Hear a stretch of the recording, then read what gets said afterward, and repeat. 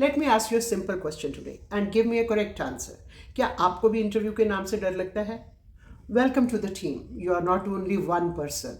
You are among the 95% students in our class who tell me the same thing. Ma'am, interview के नाम पे मेरी टांगें कांपने लग जाती हैं, आंखों के आगे अंधेरा आ जाता है और मुझे सब कुछ भूल जाता है. मैं कितनी भी प्रेपरेशन करके जाऊं, बस फिर भी गड़बड़ हो जाती है. Why? Let me tell you one thing. What is interview? Let us understand first of all. Interview का लिटरल मीनिंग है इंटर, अंदर, व्यू, आपकी पूरी पर्सनालिटी को व्यू करना. तो क्यों ना उसको हम एक बार में ही पक्का कर लें कि कोई भी हमें देखे और समझे तो हमें कॉन्फिडेंट कम्युनिकेटर्स की तरह ही नज़र में रखे. क्यों होता है ऐसा? इसलिए ऐसा होता है because we are not in the habit of speaking in English and whenever anybody asks us any question in English we feel nervous. That's all. So the best option is start practicing with small sentences at home and you will become confident in communicating in front of everybody.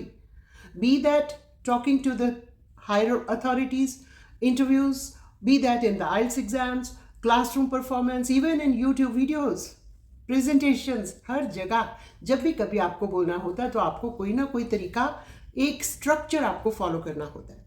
आज मैं आपको एक बहुत important and simple structure बताने वाली हूँ which I am sure will always help you.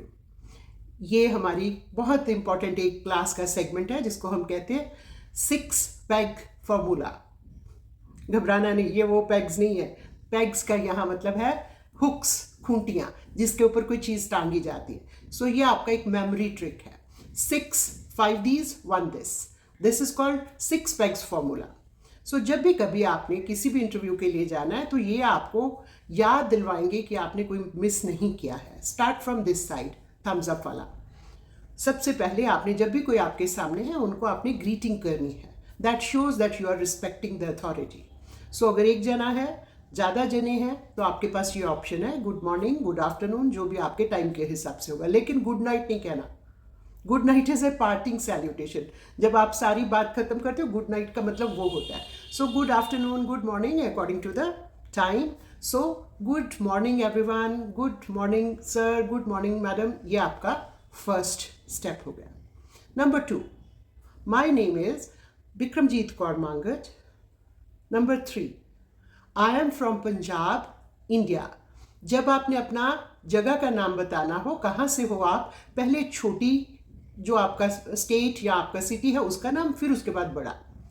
उसके बाद आई एम, जो आप करते हो उसके बारे में बात करोगे.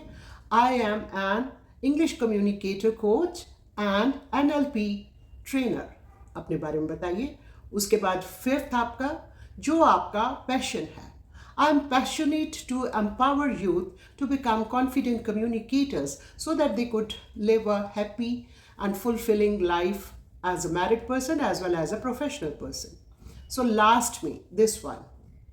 How can you help the organization? I am a dedicated person and I am respecting everybody and I know that my knowledge can contribute to the well-being of everybody whomsoever I will be talking to. Simple 4, 5, 6 चीज़ें आपको अपने बारे में बतानी है. ज़्यादा लंबी लंबी कोई बातें नहीं बतानी. यहाँ तक तो बात सही थी, लेकिन मुश्किल कहाँ आती है? मुश्किल आती है जब हम लोग रटी रटाई बातें बताते हैं. आपने मुझे सुना, मैंने बड़ा सिंपल अपने बारे में बात की. आपने 6 चीज़ें ही जो नहीं करनी वो भी ध्यान से सुनिएगा. सबसे पहला आपने जो नहीं करना वो यही है कि आपने वहाँ जाते सीधे स्ट्रेट बिना कोई बात कहे अपने आप से स्टार्ट नहीं हो जाना. Let them ask you, tell me something about you, then only you will start. Number 2, आपने रटा रटाए जार्गन्स, वो borrowed English, I beg to state that वो नहीं. सिंपल इंग्लिश यूज़ करनी है, सिंपल लैंग्वेज यूज़ करनी है. नंबर 3, जो सबसे बड़ी गलती आप करते हो, मेरी आंखों की तरफ ध्यान से देखिए. आपने ऐसे ऐसे इधर उधर ऊपर आंखें करके नहीं देखना. That tells the other person that you are recalling. अपने बारे में बात करने के लिए रिकॉल क्या करना, सोचना क्या. 4th, आपने एक और चीज़ जो नहीं करनी है वो ये है अपनी फैमिली की अननेसेसरी डिटेल्स देने नहीं लग जाना. My father in law is MC and this and no, nobody is interested in your father-in-law or your mother-in-law. Everybody is interested to know about you. So don't go into detail about anybody else except your own self. And one more very important thing. Don't forget to tell them that how can you be useful to the organization. Talk about your passions, talk about your dreams, talk about your strengths, which will help the organization to become better. I hope all these things will help you become a better communicator and you will face all the interviews in easy and comfortable style. Now, pause the video here, take a notebook, note down all these 6 points, recall them, stand in front of a mirror and practice them.